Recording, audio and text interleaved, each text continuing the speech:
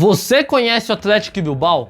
Ele já ganhou 8 títulos espanhóis, é o único time, tirando Barcelona e Real Madrid, que nunca foi rebaixado no Campeonato Espanhol e só usa jogadores do País Basco, uma regiãozinha lá no norte da Espanha. Mas por que ele só usa jogadores do País Basco? Como é que um clube que só usa jogadores de uma região tão pequena consegue se manter competitivo? Eu sou o Martim, bem-vindos ao canal Sportologia e hoje eu vou falar um pouquinho para vocês sobre o Atlético Bilbao, um time bastante curioso e bem diferente lá da Espanha. Pra gente entender esse clube, primeiro a gente tem que lembrar que a Espanha é dividida em várias regiões que têm culturas e costumes bastante diferentes entre si.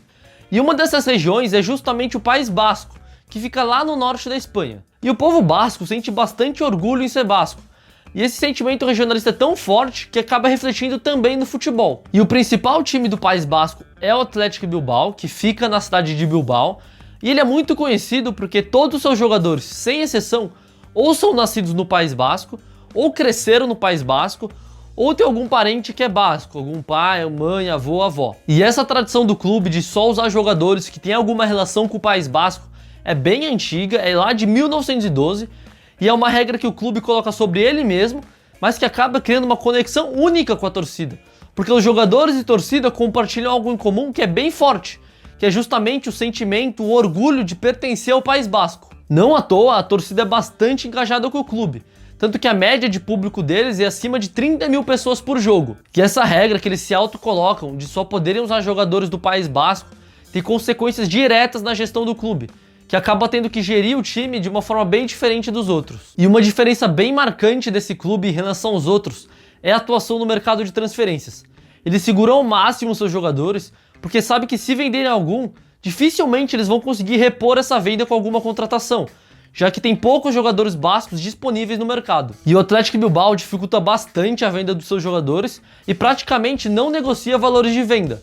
Então se algum clube quiser algum jogador do Atlético Bilbao, provavelmente vai ter que pagar 100% do valor da multa do contrato, o que é um valor geralmente bem alto. A gente tem alguns exemplos. O Javi Martínez, em 2012, foi comprado pelo Bayern de Munique por 40 milhões de euros, que foi um valor bem alto para a época, ainda mais para a posição que ele jogava, né, que é um defensor. O Ander Herrera também foi comprado pelo Manchester United em 2014 por 36 milhões de euros. E mais recentemente, em 2018, a gente teve dois exemplos que chamaram bastante atenção. O primeiro foi o do Laporte, que foi vendido para o Manchester City por 65 milhões de euros, e foi o segundo zagueiro mais caro da história, atrás apenas do Van Dijk, que é o melhor zagueiro do mundo. E o segundo caso foi o do Kepa, que o Chelsea comprou por 80 milhões de euros, o que configurou ele como o goleiro mais caro da história do futebol.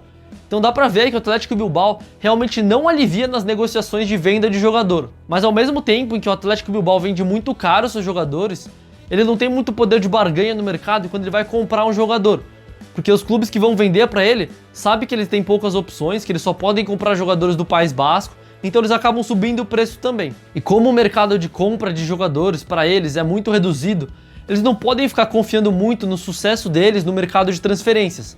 Então eles pegam boa parte desse dinheiro dos jogadores que eles vendem e reinvestem nas categorias de base, que é justamente onde eles vão conseguir formar os jogadores que eles precisam. E a base deles é muito forte, é muito boa, é uma das melhores da Europa, eles têm uma baita estrutura.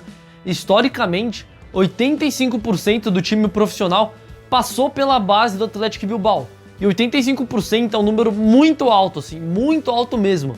Eu te desafio a achar algum time da Série A do Brasileirão que tenha alguma porcentagem parecida com o Atlético de Bilbao de jogadores da base no time profissional. Se a gente pega o Paris Saint-Germain, o Manchester City, por exemplo, essa porcentagem chega a menos de 10%.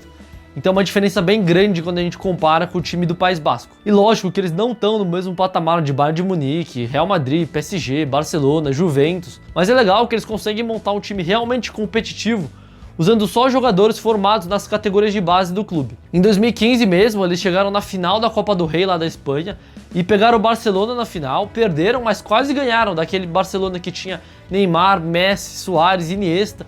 Enfim, o melhor Barcelona aí dos últimos tempos, o Barcelona do Luis Henrique. E uma coisa que dá pra ver assistindo os jogos dentro de campo é que os jogadores jogam com muita raça, com muita vontade. Muito provavelmente por conta dessa identificação com o clube, com o País Basco, né? E parece que eles estão numa guerra mesmo ali, defendendo as cores do País Basco. E é um processo bastante diferente do que a gente vê hoje em dia.